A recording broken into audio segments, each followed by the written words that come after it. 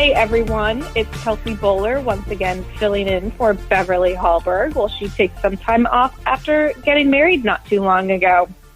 So welcome to She Thinks, a podcast from Independent Women's Forum where we talk with women and sometimes men about the policy issues that impact you and the people you care most about. Today we are joined by Elisha Krauss, a conservative host and commentator who homes her girls in LA along with her husband, Eric. Currently, she hosts the weekly Washington Examiner Newsmaker series featuring politicians, activists, business owners, and celebrities about news of the day. She previously hosted a morning show in LA with her friend and former Daily Wire colleague, Ben Shapiro. Prior to that, Elisha ran a congressional campaign, worked with PragerU, and produced the Sean Hannity radio show. She enjoys encouraging young women and young conservatives through speaking, both digitally and in person, on America's college campuses. Elisha, welcome to the show. I am so excited to catch up with you. I know. I'm so excited. I feel like I social media stalk you, but we haven't had a conversation in a while. Yeah, so Elisha and I are both young moms. Two of our children are the same age. I went through my first pregnancy. Elisha had a little bit more experience on that front, but we do live on opposite sides of the country. Elisha lives out in California, and I'm in the Washington, D.C. area. And that's where I want to kick off this conversation. You are a conservative mom in a very blue state. I wanted to start out by asking, how do you do it? But I feel like I should just ask, how are you doing? How am I doing is something I was just texting a pastor friend of mine earlier. I was like, I feel like I'm just going to be brutally honest with people. And from like the Christian faith perspective, have hope that this is the season I'm supposed to be in, but I kind of don't like this season. And I feel like I'm not the only American woman, red or blue state, who feels this way right now. I keep meeting women and dialoguing with women all over the country that are like, it's hard in general, and I choose to have to wake up every morning and see the joy in educating my girls at home, even though it's a decision that we were kind of forced into, and it wasn't a choice given the situation here in the state. And I'm in a kind of like stay and fight mode, and I hope that we end up winning not just little battles, but the overall culture and educational war when it comes to the future of and the ideology of our children. Sorry if that was like a long-winded way to be like, it depends on the moment how I'm doing. But in this exact moment, I'm very blessed to have a loving and supportive husband and 3 healthy kids and be in the sunshine of a blue state. And I think that overall, people kind of maybe assume that things, in some ways, yes, obviously things are worse or more vitriolic in a blue state. But I have plenty of friends in red and purple states who are dealing with the same issues that we are here in LA. I can tell you, as a mom who lives in Loudoun County, I have some pretty big concerns right now as well. Certainly, I don't live in a blue state, or in a red state. We'll see what happens with the upcoming election. But you're right; it's not just California. I do want to ask, though. You were homeschooled growing up, correct? Yeah, I was one of the weirdos that was homeschooled all 12 years. So was homeschooling your own children a choice, or was it you felt not really a choice given where you live? So previously we're non-denominational, but our girls had gone to a TK through 8 Catholic school here in Los Angeles, and I had chosen Catholic education because I felt like it would be easier to dialogue and teach our girls like what we believe regarding our faith. And I knew that I wouldn't have to deal with like LGBTQ week and drag queen story hours and other issues. I liked how there were uniforms and no makeup and no jewelry, because I feel like that just in that stage of life with kids going into puberty and interest in others. And it's just like, I just felt like it was kind of easier. Plus, Catholic high schools in the LA area are very good. TMZ, had reported when LeBron James was coming to LA, like how he had actually been considering a couple of Catholic high schools. Famously, Meghan Markle went to a Catholic high school, but they're really affordable, especially by LA standards. And I did some research and was like, if I want my kids to be able to go on a trajectory where they can be at a good school with like debate teams and golf teams and football teams and band. Maybe this Catholic education route is a great route. And I have family members that are Catholic and lots of friends that are Catholic, and I felt like there was a mutual respect of our kind of core beliefs there. So that's a long-winded way of saying, yeah, I was always open to different educational options because I'm a massive fan of school choice. And I think, and you'll see this, baby number 2, every kid is so different. Every pregnancy is so different. Every labor and delivery is so different. And every individual child is so unique and so different in their own beautiful way that I'd never have thought that there's a one-size-fits-all in the forms of education, even within the 3 members of one family. And so we are in this season of homeschooling. When people are like, what about next year? I just say, I don't know, because I never anticipated this being a place that I would be in our lives. And it totally has its pros and cons. I mean, the pros that my husband loves is that we can all, quote unquote, sleep in by family standards, which is usually 7 a.m. instead of rushing out the door, to make it before the bell rings and beat LA traffic. I like the flexibility of, I'm going to be in D.C. in a couple weeks for a work thing, and my husband and I are going to bring the 8-year-old so we can go do museums and make her write an essay on it, right? If she were in public school or private school, that probably wouldn't be an option, especially the older that kids get. But then we were just talking to some friends in Arizona last week, and they have teens and then they have littles, and they're like, yeah, we wish everybody would want to homeschool so we could have the flexibility of going on surf trips and work trips and family trips together, but that isn't always the right fit for every kid. So we're kind of, I guess, the COVID situation and the lockdown situation and the masking situation and potentially the vaccine situation are forcing us to homeschool, but I'm so blessed that we even have that option and that we have the financial freedom and flexibility to do that. That sounds like a really healthy attitude and an important one for parents to hear, that homeschooling doesn't have to be a permanent solution. It can be a temporary solution, a Band-Aid, as it's potentially been for many parents during the COVID-19 pandemic. I do have hopes that because we've seen so many parents capitalize on that option, they will encourage more school choice. I know that's something I would like to take advantage of if I had it in my state. But beyond homeschooling and in the situation you're in, I wanted to ask what you see for the future of California. I was really struck when just a couple weeks ago we heard Elon Musk say he's moving his company headquarters to Texas. I mean, that alone is going to have a huge financial impact on California in terms of the state's tax revenue. Of course, politicians out there downplay the implications of these types of decisions, but he was not the first and he won't be the last to leave.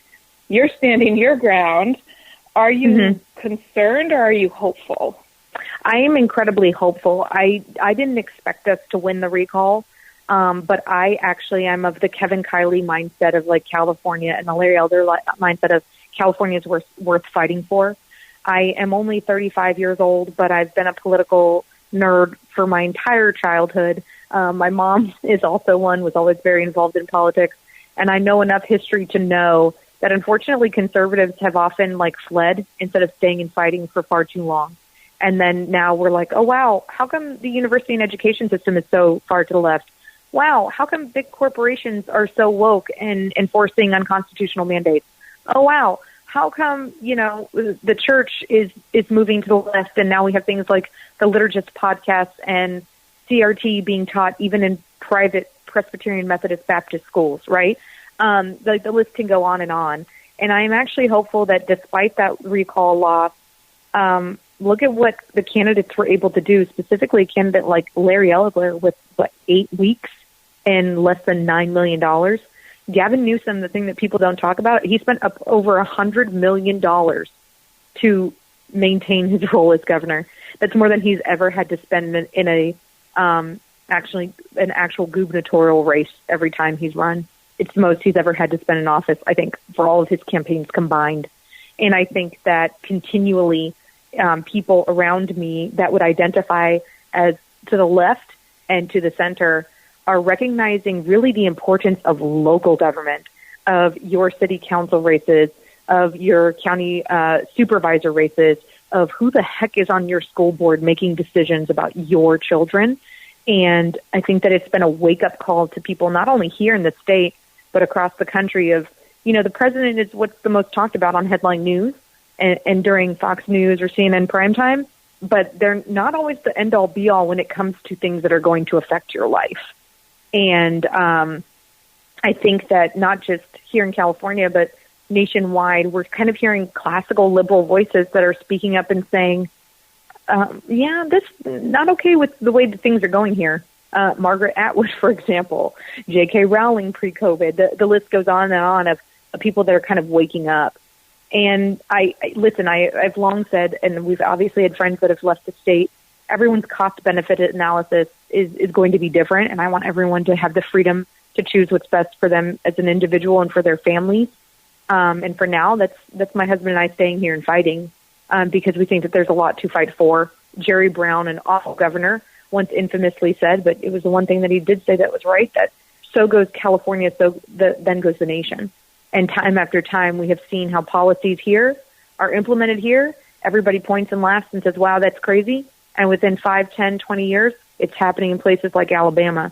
So maybe it's not so crazy for us to invest resources in a place that is going to have an effect on the rest of the nation. Absolutely. And there's one issue IWF has been following very closely on that front, and that is the PRO Act, which started as AB 5 in California, a law that it didn't even take long for it to go national.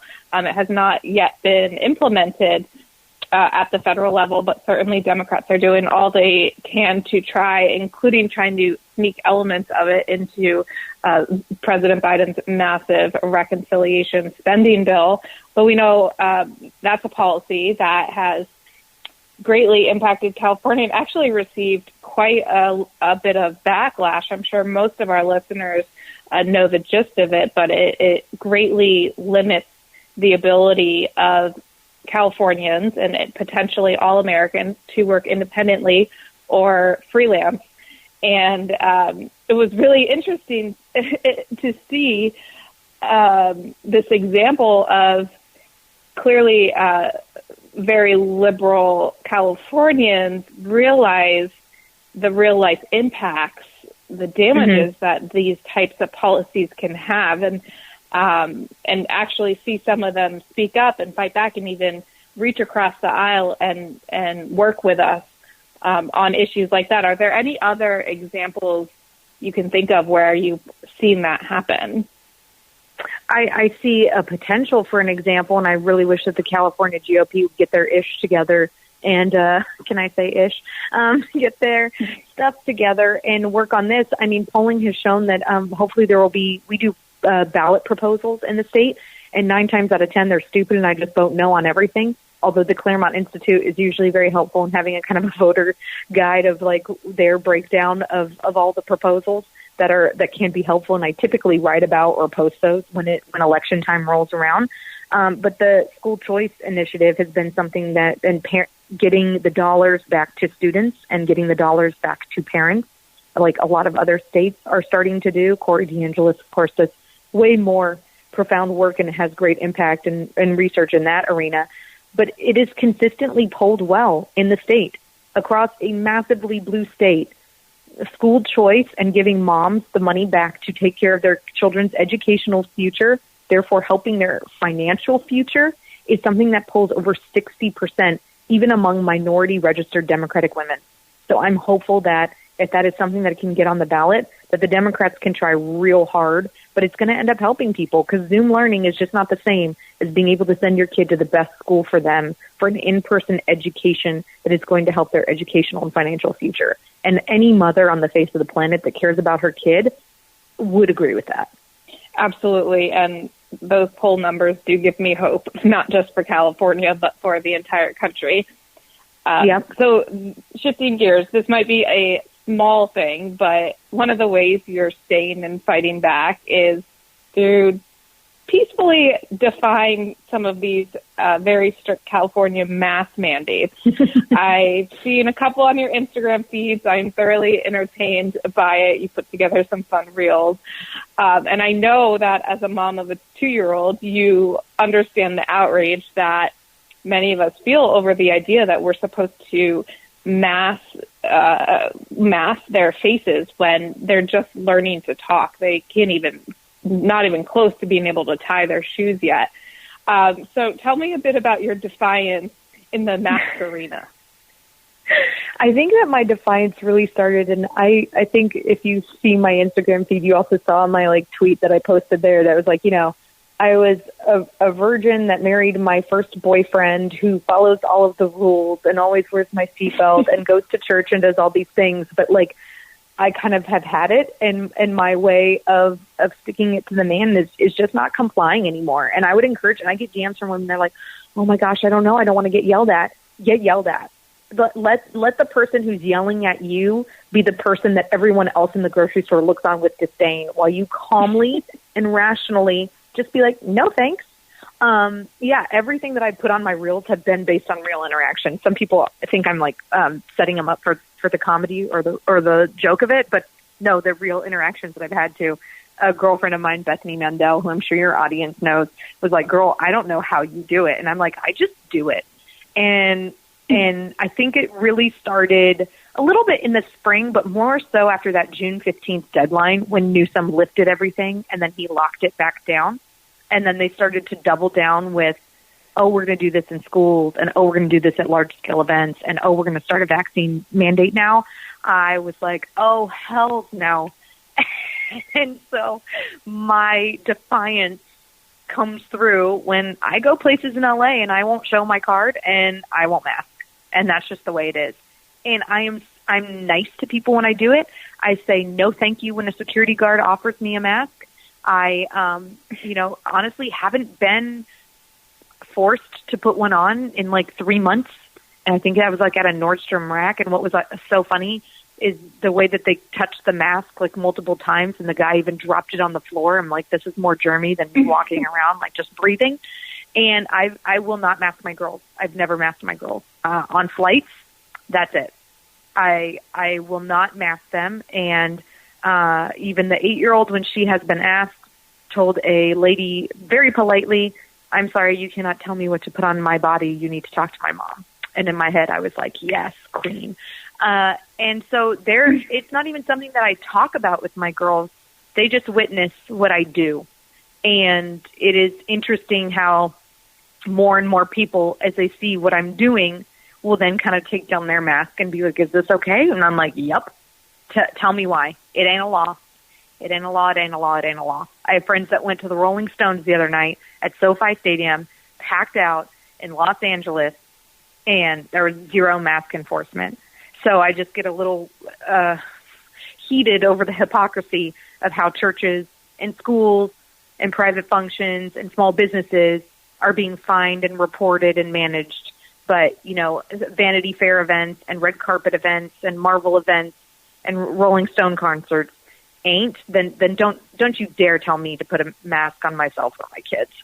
I love your daughter's reaction. She's got a little bit of me in her. It sounds like it. And yeah, I'm 8 months pregnant, so I have not been flying since my daughter turned 2. But I don't even know what I'm going to do next time we go to board a plane, because I can't imagine even rationally explaining to her why she has to sit there with a cloth over her face. And it just baffles me that really no other country in the world is forcing 2-year-olds to mask for hours at a time. And yet somehow it's perfectly acceptable. And I sadly feel like those of us with actual 2-year-olds, there's only so many of us who have 2-year-olds in this very moment and understand what our government and what these private companies are asking us to do by putting a mask over their face, that we're kind of voiceless. And I know, you and I try to do what we can to push back about this, and others. Bethany Mandel has done great work But it's one of those issues that I talk to my non-political friends who have young kids, and they actually agree with me. When I say non-political, I really mean lefty. They agree with me, and so this kind of like reaches beyond the political spectrum, and yet nobody's doing anything about it. And what's fascinating, though, is like you could say, I could say my lefty friends, my righty friends, and then I also have middle of the road and non-political friends. And this is now an issue that parents are realizing, wow, I think Emily Oster, I was reading a study recently that talked about how kids age 5 and below, 80% of their communication and like kind of discernment and people judgment come through the face and expressions and reading people's lips and being able to look into their eyes and like kind of judge their face. We have so many friends and family members that are in kinship and foster situations, and the level of connection and safety and trust that is built with foster kids in kinship situations with a teacher or a pastor or a counselor or a foster parent that is now delayed and minimized and prolonged because on top of all the other things that these poor foster kids have to face and the statistics that show their likelihood of, like not being able to have a quote unquote average or normal life. Now we're adding this element to it. I think it's cruel. I think it is wrong. And I think it is increasingly unscientific to be doing this to the next generation. Absolutely. And it's funny when I say my non-political friends, when I actually have a conversation with them about anything involving politics, it's pretty obvious that they've drank the Kool-Aid. They're pretty far to the left, but they like to maintain that they are non-political. I'm sure you have many of those. Well, I want to end this conversation on a positive note, and I guess I want to use some of the news stories. I'm not sure if you've seen Meghan McCain is out with a new audio book this week called Bad Republican, where she details really the emotional struggles and even the physical toll sometimes that being the lone conservative on The View had on her, and how ultimately the environment became so toxic that she could not work there anymore. She had to walk out, which is really sad.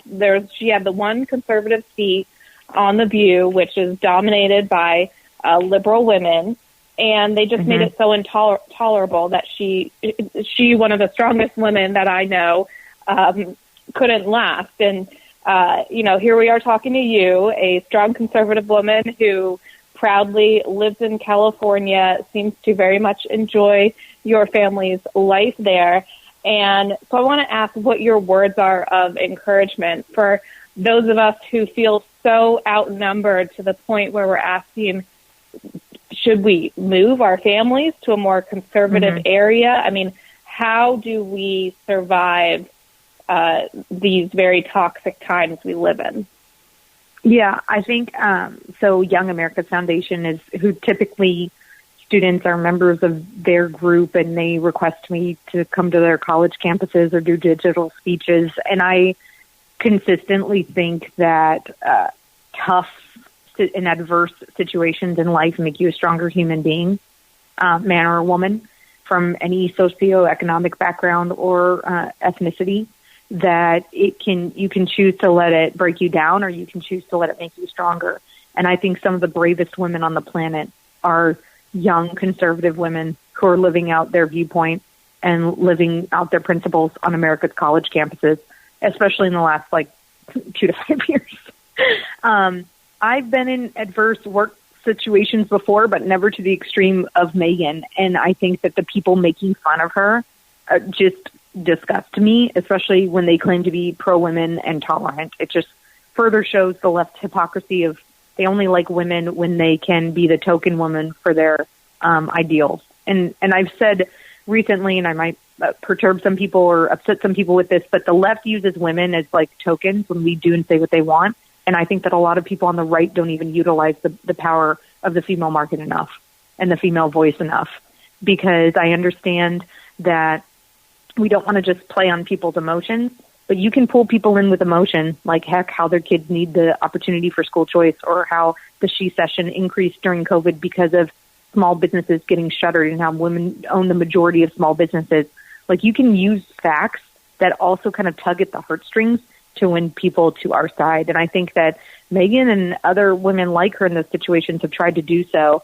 And I'm really not surprised at the cattiness and the lack of professionalism by the other women over there. And it's honestly quite disappointing, especially because a little behind the scenes, when I produced the Hannity radio show, like, Whoopi was always willing to come on. She was always super nice to Sean, even though they were combative and would debate. She didn't used to be this way. And I feel like she's representative of a lot of Americans who've just been made crazy by the political cycle in the last 4 to 8 years. And I would like to think that there's still a good person down in there that can have friends on all sides of the aisle and, religious and political spectrums. And I'd like to think that those types of people all over the country can be reached. But I don't know. I try not to lose hope when I think about it too much. Well, Elisha, thank you so much for sharing your experiences and your encouragement with us. Where can our listeners go to follow you and your work? It is ELISHAKRAUSS on all social platforms, and then, of course, over at the Washington Examiner Newsmaker series. Great. Well, thank you so much, and good luck out there in California. keep Thank fighting. you. Come visit. It's nice and warm. If I figure out how to get my 2-year-old on a plane without a mask, I would love to. I just have to say, just do it. We've flown a lot with the 2-year-old. Even the 4-year-old never once masked them. It really depends. My dad's a retired pilot. I think it depends on the flight crew and whether or not there's a Karen on board. But that's just, I go unmasked in an airport until I'm asked. And it's been longer periods of time, so you never know. Join. Do not comply. All right, listeners. Well, if anyone else has a 2-year-old out there and can give that a test run for me, let me know how it goes. You can follow me at Kelsey Bolar and keep me posted. Elisha, thank you again. Thank you. We hope you take away something from today's conversation. And if you enjoyed this episode of She Thinks or liked the podcast in general, we would love it if you could take a moment to leave us a rating or review on iTunes. This helps ensure our message reaches as many Americans as possible. Share this episode and let your friends know. They can find more She Thinks episodes on iTunes, iHeartRadio, TuneIn, Spotify, and all their favorite podcast apps. This is Kelsey Bolar signing off on another edition of She Thinks.